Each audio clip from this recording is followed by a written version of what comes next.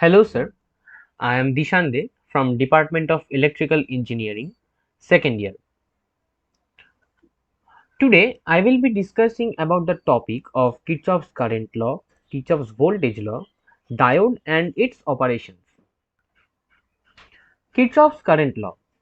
In 1847, Gustav Robert Kirchhoff introduced a pair of law based on the laws of conservation of charge and electrical energy in a circuit. The equivalent impedance of a complex network or complex circuit can be easily calculated by using Kirchhoff's law. The two laws given by Kirchhoff are also known as Kirchhoff's current law or KCL and Kirchhoff's voltage law or KVL.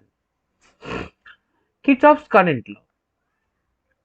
Kirchhoff's current law, often known as KCL, states that the algebraic sum of all the currents entering or exiting in a node must be equals to 0. Mathematically, we can write that summation in equals to 0 for n equals to 1 to capital N, where capital N is the number of the branches connected in a node. In this diagram, we can see that 5 branches are connected in this particular node, and I1, I5 and I4 currents are incoming and I2 and I3 are outgoing current. If we consider incoming current as positive and outgoing current as negative, so we can write that I1 minus I2 minus I3 plus I4 plus I5 equals to 0. As we know, charge is quantized, so charge neither be created nor be destroyed. So we can write for this node delta Q equals to 0. We can also write that the summation of all charges in this particular node at a particular time must be equals to 0. Differentiating Q with respect to time, we will get dq by dt. Summation of dq by dt equals to 0. As we know, dq by dt is the rate of change of charge with respect to time, is also known as current. So we can write the summation of current equals to 0 for particular node. This is known as the first law of Kirchhoff or KCL. Kirchhoff's voltage law or KVL states that the algebraic sum of all the voltages around a closed path or a closed loop in a circuit is equals to 0. If there are m voltages in a closed loop, then mathematically we can write that the summation of Vm for m equals to 1 to capital M, where capital M is the number of the voltages in a particular loop, must be equals to 0. In this diagram, if we consider the clockwise direction and consider voltage gain as negative and voltage drop as positive, then we can write minus V plus V1 plus V2 equals to 0. However, if we consider anti-clockwise direction or voltage gain as positive and voltage drop as negative, the answer will be same. Validity of Kirchhoff's laws. Validity of Kirchhoff's current law. There exists some condition for which KCL is valid and for some condition KCL is not valid.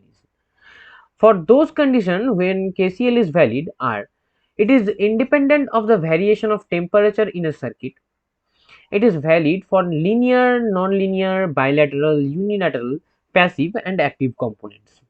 KCL is valid for lumped model, not for distributive models. KCL is not valid for time varying magnetic field. Validity of KVL. KVL is valid for KVL is independent of variation of temperature in a circuit. It is valid for non-linear, linear, unilateral, bilateral, passive and active components, and it is valid for lumped model, and for distributive model it will not work. Validity of Kirchhoff's laws. Kirchhoff's laws are valid for lumped network models. So for distributive models we cannot apply Kirchhoff's law. There are some hypothetical cases in which KCL and KVL are not satisfied. That the hypothetical concepts are two unequal voltage source are connected parallelly, or two unequal current source are connected in series. In the first case, we know that V1 is not equals to V2, but from KVL in this loop we will find that V1 minus V2 equals to 0. Then we can say that V1 equals to V2. These two statements are contradiction. So we cannot use KVL in this situation. And for this case, where two unequal current sources are connected in series, if we consider this particular node, then we will find that the I1 minus I2 equals to 0. So I1 must be equals to I2, but we also know that I1 is not equals to I2. So these two statements are also contradiction. So we cannot use KVL in this particular situation. These are some hypothetical concepts where KCL and KVL are not applicable. Moving towards the next part, diode and its operations. A diode is a two-terminal electronic component that conducts current primarily in one direction, also known as asymmetric conductance. It has a very low, ideally zero resistance in one direction, and very high, ideally infinite resistance in the opposite direction. Basically, in diodes, a p-type semiconductor is connected with a n-type semiconductor. There are two types of construction method of a diode. In the first type, the p-type semiconductor is connected to anode via a aluminum cap. And the n-type semiconductor is connected to the cathode via an aluminum cap, and these p-type and n-type semiconductor are connected together. These aluminum caps are used to reduce the contact point resistance of anode and p-type semiconductor and cathode and n-type semiconductor to increase the conductivity of current. In the second part of construction, we have a oxide layer. Usually silicon oxide is used as an oxide layer. Under this oxide layer, the n-type region is created, and inside of this inside region a p-type region is created. Like this diode construction, we have a anode part and a cathode part connected with p-type and n-type semiconductor via aluminum caps to increase the contact point resistance, decrease the contact point resistance, and increase the conductance. The working principle of a diode. A diode is basically a device made by joining two types of semiconductor, p-type semiconductor and n-type semiconductor together. As we all know, p-type semiconductor have holes as their majority carrier, and n-type semiconductor have electron as their majority carrier. As we join these two types of semiconductor together, the joining region is known as PN junction. And in this joining region, the electrons from n-type region tries to recombine with the holes of p-type region, and the holes of p-type region also tries to recombine with the electrons of n-type region. For this recombination of electrons and holes, electric current will be flown from the direction of p-type semiconductor to the n-type semiconductor, and this current is known as diffusion current.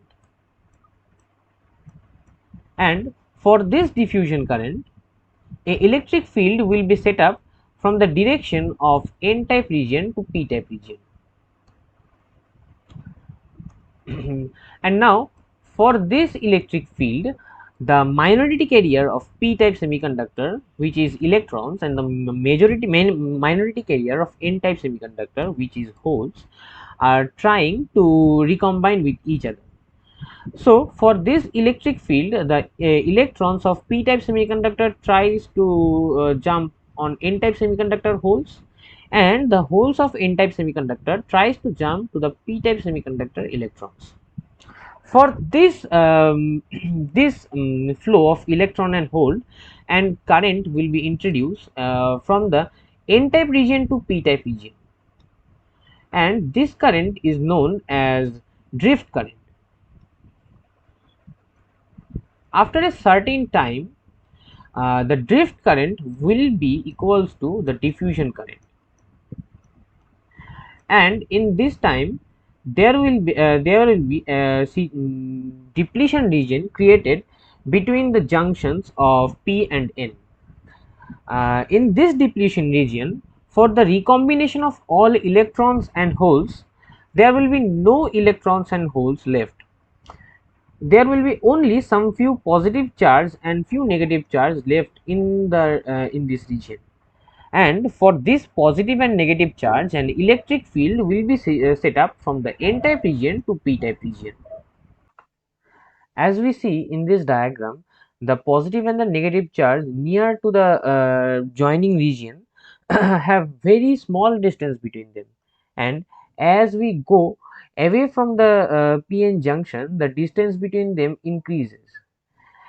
So in the PN junction, the electric field will be much more stronger, and as we go away from the joining region, the electric field will be decreasing.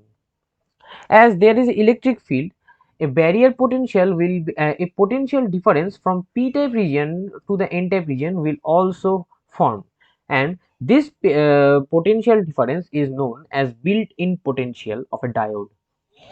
As we see in this graph, the built-in potential of a diode, the graph of built-in potential of a diode looks like this. Moving towards the next topic, operating a PN junction diode. There are two operating modes, forward biasing and reverse biasing. In forward biasing, we connect the battery positive terminal to the p-type semiconductor and battery negative terminal to the n-type semiconductor. For this, electric field will be set up from p-type semiconductor to the n-type semiconductor, and there is already a electric field created in the diode, which is from n-type region to the p-type region. If the electric field created by the battery will increase and overcome the electric field created by the diode, then their depletion region will vanish, and as the depletion region will vanish, the electrons can easily flow from n type region to p type region, and holes can easily flow from p type region to n type region. For this, the current from the battery now can flow easily. This type of configuration is known as forward biasing configuration, and in reverse biasing configuration, the we connect the battery positive terminal to the n type semiconductor and the negative terminal to the p type semiconductor. For this, an electric field will be set up from n type region to p type region. Now, uh, as we already know that the diode already have a electric field from n type region to p type region, so the depletion width will be increased due to the external electric field created by the battery.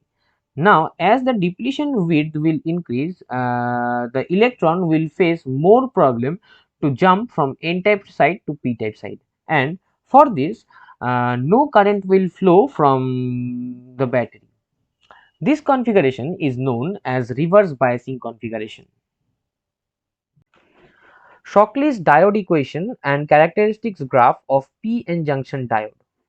Shockley's diode equation helps us to describe the behaviors of current flowing through the diode in forward biasing, where ID equals to Is into e to the power Vd divided by eta Vt minus 1, where ID is the diode current, Is is the reverse bias saturation current, Vd is the voltage across the diode, Vt is the thermal voltage, and eta is the ideality factor of the diode, also known as quality factor or emission factor of the diode. The characteristics graph of PN junction diode. It is nothing but the ID versus VD graph. For VD greater than 0, the diode will be in forward bias, and the graph will simply follows the Shockley's diode equation. V gamma is also known as knee voltage. After the knee voltage, the diode will allow to flow the current through the circuit. And as we see, when Vd is less than 0, the diode will be in reverse bias. In this reverse bias, a small amount of current is flowing through the diode. This small amount of current is known as reverse bias saturation current. This will be in milliampere region. But after a certain value of diode voltage, the current will start flowing rapidly, and this region, this flow of current is known as breakdown, and the voltage is known as breakdown voltage. Capacitance of a diode. A capacitance is introduced to a diode when it is biased. The reverse bias capacitance is known as junction capacitance, and the forward bias capacitance is known as diffusion capacitance, junction capacitance. If we configure the diode in reverse configuration or reverse bias configuration, the depletion width of the diode will increase. Let's suppose the depletion width increased by delta x, and the area of the cross section is A, and the charge carrier concentration is Nd. So the extra charge accumulated in the depletion region will be delta Q, that will be equals to Nd delta x Ea, and the increment of the reverse voltage will be delta Vr. So the reverse bias junction capacitance Cj will be equals to delta Q by delta Vr. This is the value of the reverse bias junction capacitance. Forward bias diffusion capacitance. When a PN junction diode is forward biased, a capacitance which is much larger than the transient capacitance or the diffusion capacitance comes to play. This capacitance is known as diffusion capacitance. The mathematical expression of the diffusion capacitance is CD equals to ID tau divided by 2Vt, where ID is the diode current, tau is the average lifetime of a minority charge carrier, and Vt is the thermal voltage. As we forward bias the diode, the minority carrier near the depletion region starts moving. Meanwhile, a capacitance is introduced to the system. This capacitance is known as a diffusion capacitance. For DC system, as the minority carriers start moving, the diffusion capacitance value will be decreased. Though the diffusion capacitance is only used in case of AC analysis. For DC analysis, we avoid the diffusion capacitance. Representation of a diode in a circuit. A diode is represented like this in a circuit, where the larger part of this triangle is known as the p-type side, and the smaller part of this triangle along with this line is known as the n-type part. Modeling of diode. There are several models exist for diode modeling, such as ideal diode model, constant voltage drop model, piecewise linear model, and practical diode model. Although the ideal diode model, constant voltage drop model, and the piecewise linear model are linear models, and practical diode model is a non-linear model. Ideal diode model. In this model, the forward bias of the diode is shown as short circuit and the reverse bias is shown as open circuit. We can see for the forward bias, the voltage of this across the diode is 0, so the diode is short circuited, so the current will be infinite. And the reverse bias situation, the diode is open circuit, so voltage between them, so the current between them will be 0. The characteristic graph of the ideal diode model looks like this, where in the reverse bias region the current is 0, and for the forward bias region the current is infinite and the voltage drop is 0. Constant voltage drop model. In this model, the forward bias is represented by the battery with the same value of the built-in potential, and the reverse bias is represented by open circuit. As shown in the figure, we can see for the forward bias, the diode is replaced by a battery with the value of knee voltage or the built-in potential, and for reverse bias, the diode is just open circuited. So, for reverse bias, the diode will not flow any current, so the current in this region will be 0, and for forward bias region, the diode will flow current after the value of knee voltage. So, after knee voltage, the current will be infinite. Coming towards the next model, which is known as piecewise linear model. In this model, the forward bias is represented by series combination of battery with the same value of built-in potential and a resistance. So, for reverse bias, the diode is represented in open circuit. As shown in this figure, for forward biasing, the diode is just replaced with the battery of knee voltage and resistance. And for reverse bias, this is simply open circuited. So, the characteristics graph of this diode model will look like this. In open circuit region, there will be no current, and after knee voltage, the current will linearly increase with the slope of 1 by Rd. Practical diode model. This model is very accurate model and also a non-linear model. As the model is non-linear, so in very cases we avoid this model. But for some cases the model is very useful. The forward bias region of the diode will follow the characteristics graph of Shockley's diode equation, and for reverse bias region the circuit will replaced by open circuit. So for open circuit region or reverse bias region, the current through this diode will be 0, and for this forward bias region the current will follow the Shockley's diode equation. Static resistance of diode. It is the resistance offered by the diode in DC supply. This resistance is known as DC resistance or static resistance. For forward bias, the resistance is known as forward resistance and denoted by RF, where RF equals to VF by IF, and VF equals to the forward bias voltage and IF is the forward bias current.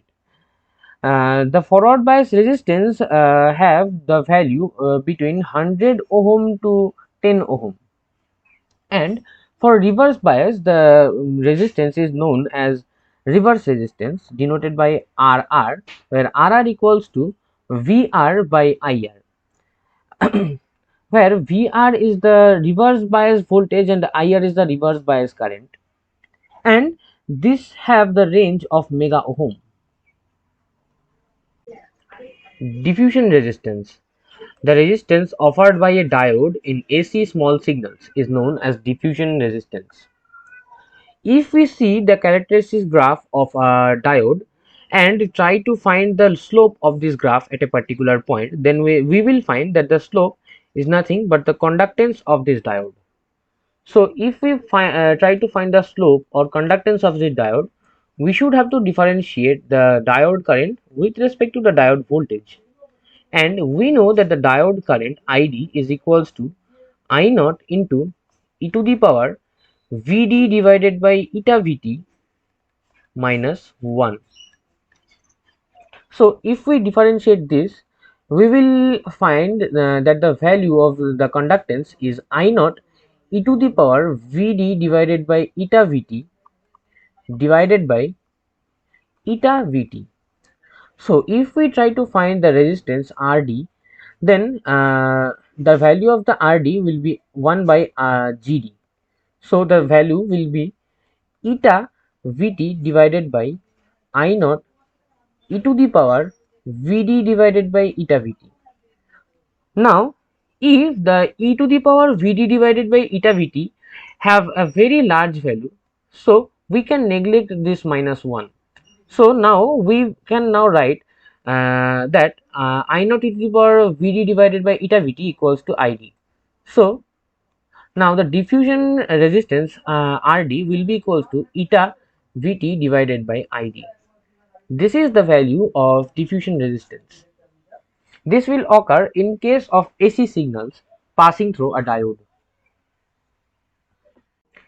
The AC model of a diode. The AC model of a diode involves a resistance and a capacitance. In forward bias configuration, the resistance and the capacitance are in series, and in reverse bias configuration, they are in parallel combined. So for forward bias configuration, the resistance is nothing but the diffusion resistance, also denoted by eta Vt divided by Id, and the diffusion capacitance is nothing but the Id tau divided by 2 Vt, where Vt is the thermal voltage, Id is the diode current, tau is the value of lifetime of minority carrier, and eta is the emission coefficient of diode. And for reverse bias configuration, the resistance is nothing but the reverse bias resistance, and capacitance is nothing but the junction capacitance, which will have the value of delta Q by delta Vr, where Vr is the change in reverse bias voltage. DC load line analysis of a diode. Let's suppose we have this circuit. So according to Kirchhoff's voltage law or KVL, we can write that Vs must be equals to IDRS plus Vd, where Vd is the diode voltage and Id is the current passing through this diode. So from this we can write that Id equals to Vs minus Vd divided by Rs. So when diode voltage is 0, then the diode current Id must be equals to Vs by Rs, and if the diode current Id equals to 0, then the diode voltage Vd must be equals to um, source voltage or Vs. So as we can see, this is a straight line curve, a straight line graph. So if we plot this graph, then we will find the graph like this, where the intersecting point on y-axis is Vs by Rs and intersecting point on x-axis is Vs. And we can also plot the graph of characteristic graph of this diode, also known as Shockley's diode equation graph. So in the intersecting point of these two graphs, this point is known as quiescent point or Q point. The purpose of DC biasing is nothing but to set the operating region or operating point of the diode. The small AC signals which is input and which is need to be processed are superimposed on the DC biasing, and this intersection point of the Shockley's diode equation and KVL in this graph is known as Q point or quiescent point. This point is also known as driving point of the DC load line analysis.